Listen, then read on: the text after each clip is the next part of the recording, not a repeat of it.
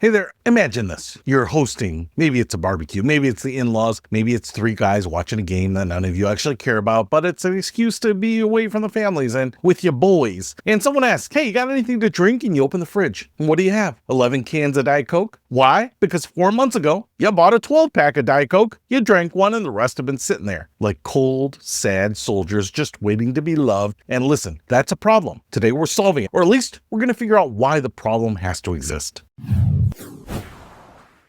What's happening, Panda Nation? Peter Von Panda here. Here's what I was thinking about the other day. These ideas kind of rattle around in my skull for some reason. Why don't pop companies, or soda companies for some of you, sell a proper variety pack? And I don't mean sad little 3-flavor samplers. I mean a real one, a host pack. Open it up and you've got 4 Cokes, 4 Diet Cokes, 4 Sprites, 4 Dr. Peppers, 4 Coke Zeros, 4 Cherry Cokes. Oh God, I love Cherry Coke. 24 cans, 6 flavors, 1 box. You dump the whole thing into a cooler and suddenly you are the most prepared man at your function. Because think about who that helps. Parties, offices, family gatherings, road trips, picnics, holidays. The Airbnb host who wants a 5-star review and knows the path to it runs straight through the mini fridge. The person who just wants to try a new flavor without committing to 12 cans of something that might taste like soapy water run through a jockstrap. That's a huge slice of humanity. And right now, and every single one of them is buying 5 separate 12 packs and then living with the leftovers like a hoarder that's hooked on carbonation. Here's the part that really gets me. On paper, this idea is flawless. It doesn't cannibalize sales. You're not stealing a Coke customer. The Coke person still gets their Coke, but now tacked onto that Coke they wanted, they're also buying a couple cans of some slow-moving flavor that's been gathering dust. Maybe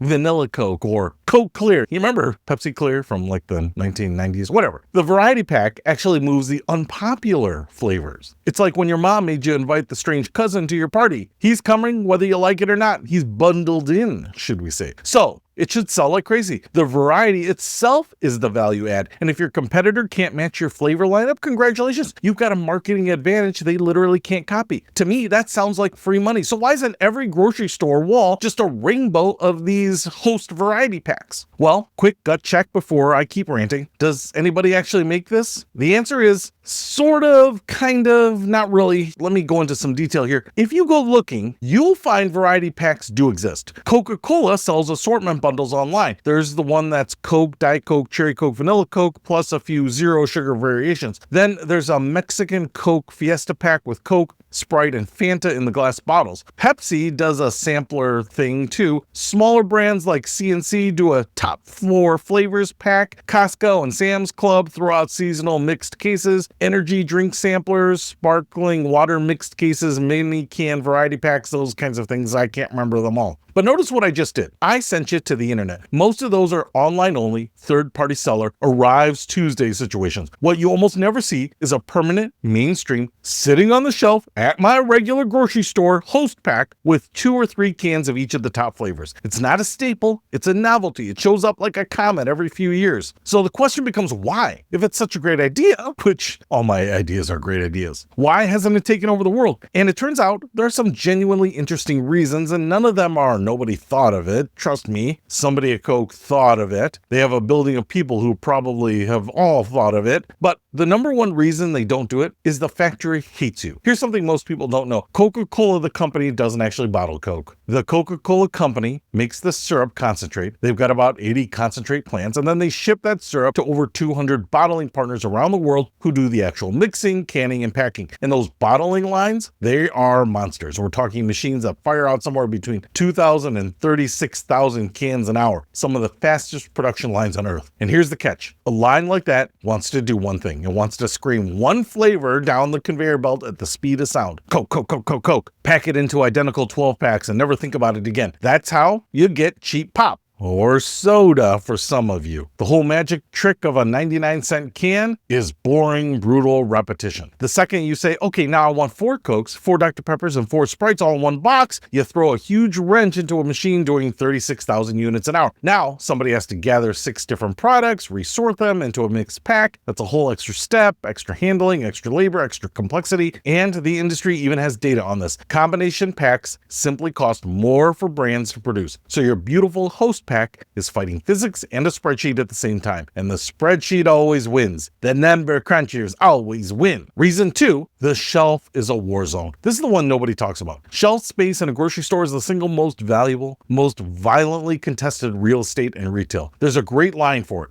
The prime shelf is the space between your eyes and your thighs, because that's what you reach for without bending or looking up. Companies pay for that space. They pay for what they call slotting fees just to be in the prime shelf areas. And the big 3, Coke, Pepsi, Keurig, Dr. Pepper, straight up buy extra shelf space, sometimes for no reason other than to keep the competitors off it. It's not a market, it's a turf war between pop companies. So maybe the real answer isn't it failed. Maybe it's nobody's truly committed to it yet. Maybe the host pack, the real one on the shelf every day, 2 or 3 cans of each of the top 6 flavors, is just sitting there waiting for one company to be brave enough to do it. And whoever does it right, I think they'd probably clean up. They'd own every barbecue, every family gathering, every office, every Airbnb in America. Regardless though, buy what you love, drink what you love, host like a legend, and stop letting 11 sad Diet Cokes haunt you. Peter Von Panda, out.